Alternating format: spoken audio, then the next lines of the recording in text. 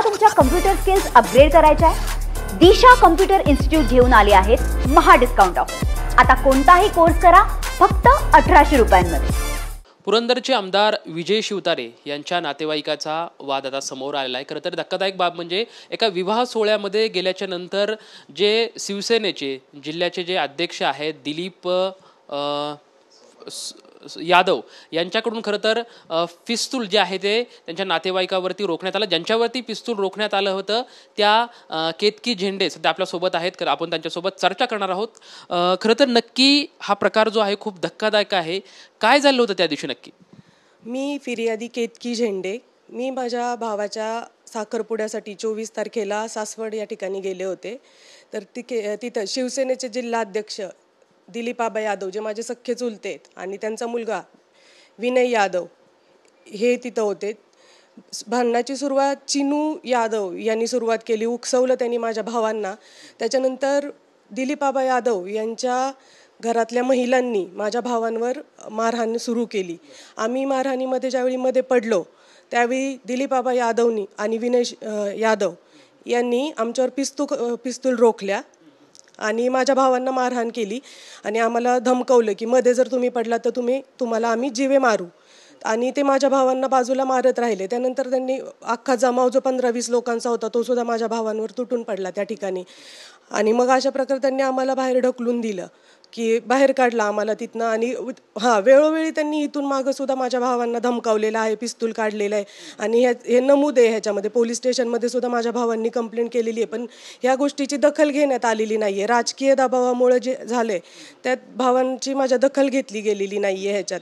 तर ही दखल घेण्यात यावी आणि TV9च्या माध्यमातून माझ्या भावांना न्याय मिळावा एवढीच माझी अपेक्षा आहे। खरं तर अतिशय धक्कादायक प्रकारे म्हणजे त्या सर्व गर्दीच्या ठिकाणी एका महिलेवरती हे म्हणजे तुमच्यावरतीच म्हणजे पिस्तूल रोखलं जातंय, म्हणजे तुम्हाला प्रचंड मोठा धक्का बसलाय। धक्क्यातून तुम्ही सावरताय? आमच्यासाठी ही खूपच धक्कादायक गोष्ट होती, कारण की अचानक समोर असं पिस्तूल कोणी रोखणं किंवा भावांना समोर मारतायत आणि मध्ये पण पडून देत नाहीये, धमकावतायत। पहिल्यांदाच आम्ही अशा गोष्टीच पहिल्यांदा फेस केलेल्या आहेत।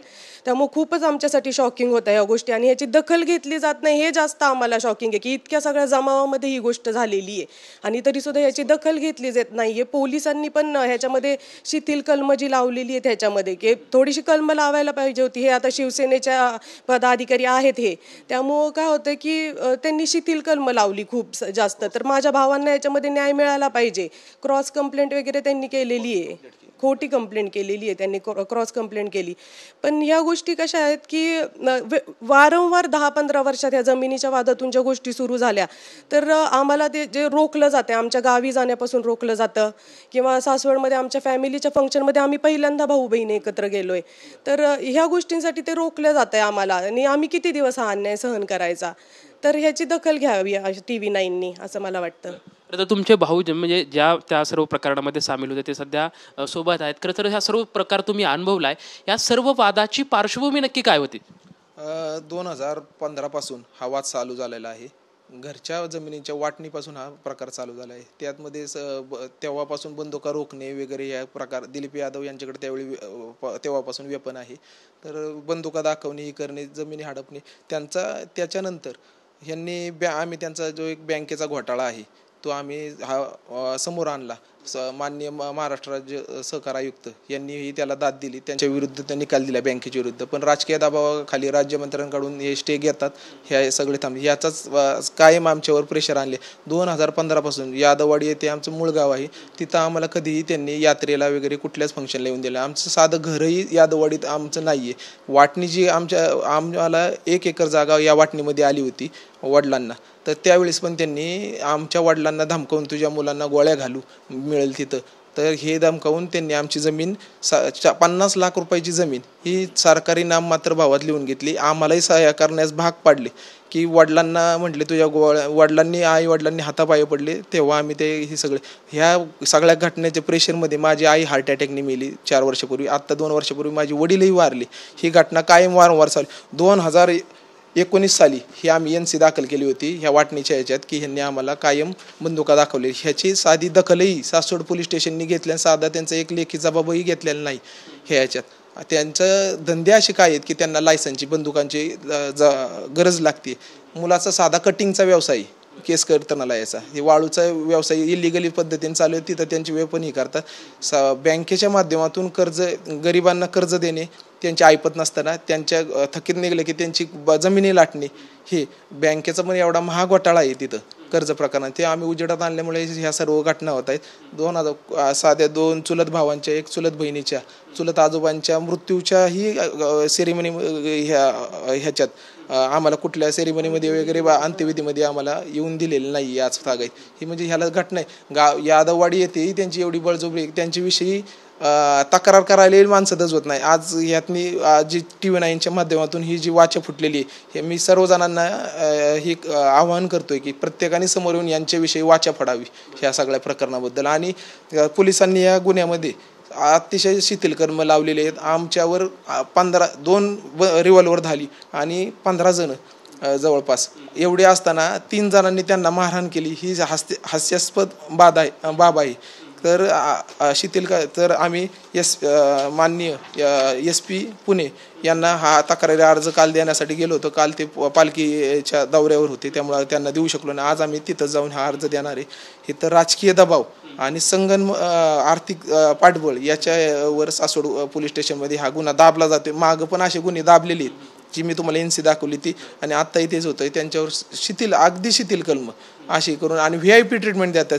त्यांच्या काल जी फिर्याद दाखल केली त्यात विनय यादव पहिले, ते मी तुम्हाला ती डॉक्युमेंट देतो. अक्षदा विनय यादव हिच्या नावाने पहिली फिर्याद होती. नंतर तिचं नाव वरचं काढून सेम मायना करून विनय दिलीप यादव याच्या नावावर ही कंप्लेंट रजिस्टर केलेली आहे. विनय दिलीप यादवची सही सासवड पोलीस स्टेशनच्या आवारात घेण्यात आलेली नाही. ती सासवड पोलीस स्टेशनच्या बाहेर जाऊन त्याची सही घेतलेली. तुम्ही ह्याचं CCTV जर मागितलं पोलिसांना तर त्यात ही बाब तुम्हाला सहज कळेल. म्हणजे त्यांना VIP ट्रीटमेंट मिळत आहे. आणि हे बंदुका लावून हे आजही फिरत आहेत. सासवड हा शनिवारी जे घटना झाली ही शनिवारी झाली आहे 24 तारखेला. रविवारी ही दिलीप यादव हा सासवड पोलीस स्टेशनच्या PI साहेबांच्या कक्षामध्ये होता, बंदूक लावूनच होता. ह्या गुन्ह्यामध्ये जरी वेपन रोखलेली आहे तर आज तागायत ही जमा केलेली आहेत का ह्याची शहानिशा करा. हे आजही लावून फिरा. आमच्या जीविताला धोका आहे याबद्दल. तर मी SP साहेबांना त्यासाठीच हा अर्ज देतो, यांची जमा करावी. कलेक्टर साहेबांना आम्ही अर्ज करणार आहे, यांची वेपन जमा करावी.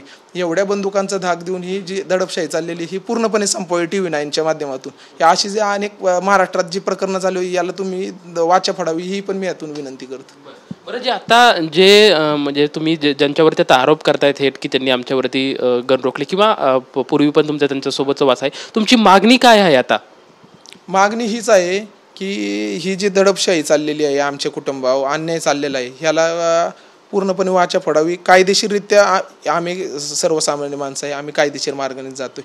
ही जी आज महाराष्ट्रात जी चालले किंवा ही सासवड आमच्यावर जे झाले हे गुंडांपेक्षा ही राजकीय गुंड ही दबाव तंत्र म्हणजे त्यांची दंडेलशाही प्लस राजकीय दबाव ह्याचं जे कॉम्बिनेशन करून जी करतायत हे खरंच महाराष्ट्रासाठी एकदम धक्कादायक चित्र आहे याचं.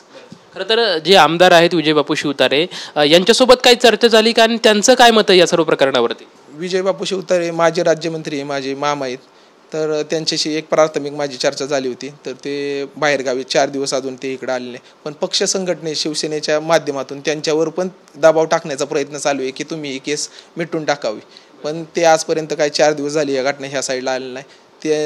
त्यांचं असं म्हणणं आहे की पक्ष संघटना ही जरी असली तरी जिथं अन्याय झालेला आहे त्यांच्यावर पूर्ण न्याय मिळाला पाहिजे अशी त्यांची पूर्ण भावना आहे. आमच्यावरती सातत्यानं जो आहे तो अन्याय होत आहे, आमच्या अन्यायाला वाचा फोडावी, आमची दखल घ्यावी अशी खरं तर यांची भावना आपण या ठिकाणी पाहत आहोत. कॅमेरामॅन आदिल सोबत लक्ष्मण जाधव, TV9 मराठी, पुणे. मला तुमच्या कम्प्युटर स्किल्स अपग्रेड करायच्या आहे? दिशा कम्प्युटर इन्स्टिट्यूट घेऊन आले आहेत महा डिस्काउंट ऑफर. आता कोणताही कोर्स करा फक्त 1800 रुपयांमध्ये.